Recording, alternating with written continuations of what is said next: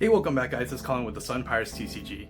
So, with Red Purple Law soon to be banned, a lot of folks are looking at Reiju to be the next premier aggro deck of the metagame.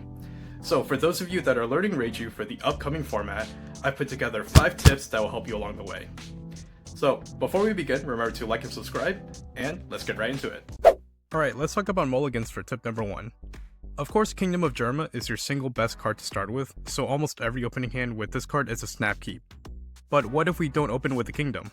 Let's look at the following example. So for this opening hand, we notably have both versions of Reiju and the Germa 6/6 search event. I would not mulligan this hand for either curve since within the first couple of turns we are able to present a threat in the form of the 4-cost Reiju while being able to dig into more pieces, such as the stage. Bottom line is that we want to ask ourselves this two-pronged question when keeping a hand without the Kingdom. Do we have a reasonable threat to present within the first couple turns? And are we able to facilitate our draws and or search for more pieces?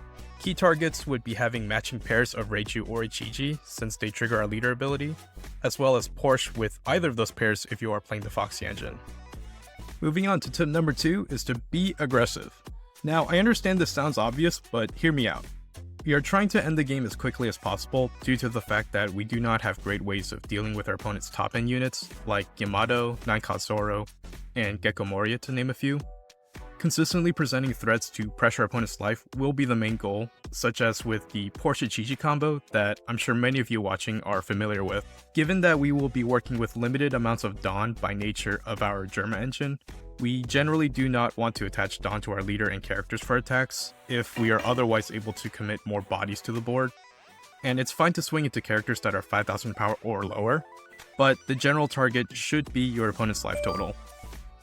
Remember that Niji is a great tool for removing small threats off the board like Rob Lucci and Uroge, and Ichiji is also great for shrinking 6,000 to 7,000 power characters to make it easy for your leader and other 5,000 power bodies to pick them off in combat.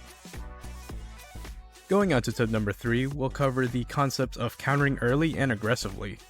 Unlike many other leaders, Reiju likes to counter early and actually thrives off of it. There are a few reasons for this.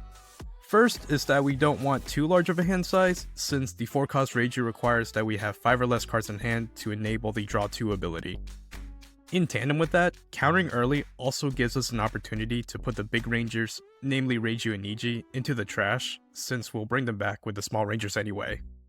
Furthermore, we want to stay at a healthy life total as we head into the late game, as we don't have that many defensive options compared to other decks. Like I said earlier, we don't have any good answers to big boss units, so staying at a high life total gives us the best chance of surviving for a turn or two after they establish their top end. This is especially important for games where we establish Judge. Untapping with a full Judge board often ends the game, so we want the highest chance of surviving after we commit to the combo. I will note that taking the first damage isn't a bad idea if you want to see an extra card to work with, but like I said before, do be mindful of your hand size with regards to the 4-cost Reiju. 3 life is usually the sweet spot that I found while playing this archetype, and usually after turn 2, opponents will typically swing at our characters that we attacked with anyway. Ideally, we should have a continuous stream of cards from our leader ability and the 4-cost Reiju, so we'll have plenty of counter for protecting our characters in combat so that we can keep the pressure going. Next up for tip number 4 is optimizing your search effects. In my opinion, this is one of the harder concepts to master, but it's also one of the most rewarding when you get this down. I'm sure most of you watching are already familiar with the idea of trying to search for the missing halves of each ranger pair for the eventual judge play, but some opening hands make it much harder than others. Let's consider the following scenario. Your opening hand has neither version of Ichiji, and when you resolve your kingdom search on turn 1, you find 2 4-cost Ichiji and 1 7-cost. Which one should we pick? In the case of Ichiji, both versions are equally important as we ultimately need the full pair to gain value. Since all of our search effects require us to bottom deck the remaining cards, I would choose to add the 4-cost Ichiji to hand in this scenario, as there are 3 more copies of the 7-cost that I can potentially find in the deck, as opposed to just 2 copies for the 4-cost. I would like to point out, however, that this scenario becomes less clear-cut when discussing pairs for Reiju and Niji, since there's a more realistic chance that you could hard play the high-costed versions. The main point here is to remember what pieces you are bottom decking so that you can make more informed searches down the line. Another common decision comes from whether you sequence search effects before or after you draw from your leader effect or forecast Reiju. In a scenario like the one you're reviewing now, where we've only seen the Reiju pair for Rangers, I would recommend you sequence your draw effects first so that you have the most information possible before making a decision from a search effect. In this case, we are rewarded for drawing first since we get to discard the 7-cost HiG for Kingdom and find the 4-cost as follow-up. This does become more complicated when you have the other Rangers in rotation, to where you might want to search off of Kingdom first in case you find a piece that alters your plan for the turn. Ultimately, search effects are one of the most nuanced aspects of this deck. For example, you might have a point where you have to decide between picking up the extra HiG to add pressure this turn, or the Judge that can be used on the following turn. These decisions are contextual from board state to board state and from matchup to matchup. While it may sound like a cop-out to just tell you all that this just comes from experience, I still find it worthwhile to raise awareness to these decision points as you learn this archetype. For the fifth and final tip for today, let's talk about Dawn management. While it's awesome to be playing all these high-value Rangers at a reduced cost, returning too much Dawn can hurt in the long run.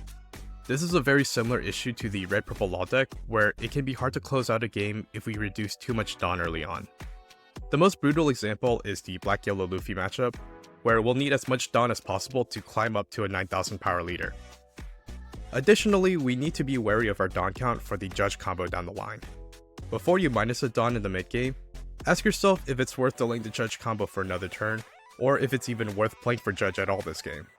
Also watch out for the mirror match and other purple matchups like Purple Luffy, which can play Kaido, as they have their own Dawn minus effects that can interfere with your own Dawn math for enabling your Rangers.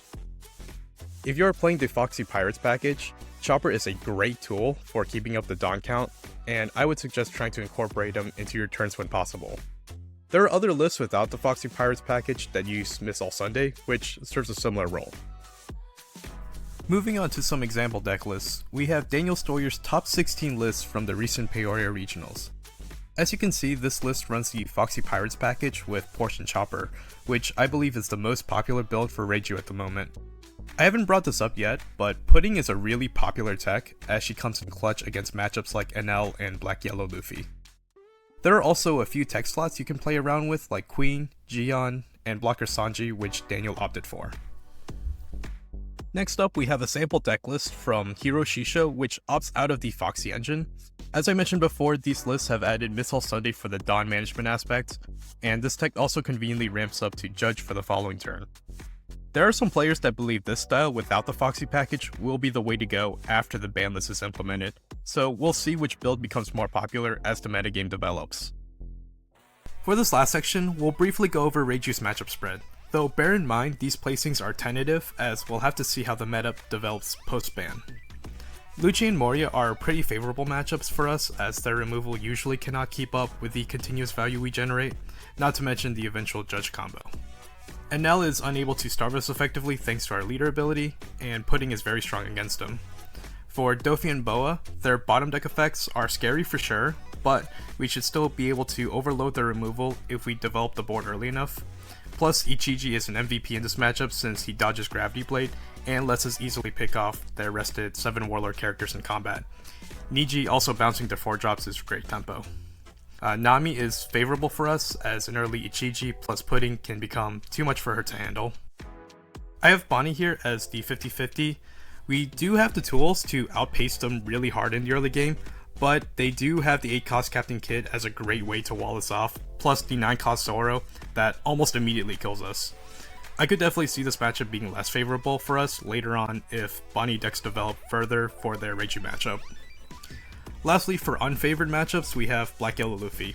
Now don't get me wrong, Pudding is a great tool against this deck, but down the line it still becomes pretty difficult for Reiju to deal with a 7,000 to 9,000 power leader. Plus we also have a hard time dealing with the 5 drops like the yellow starter deck Luffy and Sabo. So there we have it, guys. Huge shoutouts to Rene's article on One Piece top decks, as this was a very helpful resource for me getting reacclimated to the Reiju playstyle. For those of you that are learning the Reiju deck, I would highly recommend giving this a read as well, since it does give a very detailed breakdown of each individual matchup. Feel free to bring up any additional points or questions in the comments below, as well as what other decks that you guys would like us to work on next. So with that, thank you so much for watching as always, and we'll see you in the next one.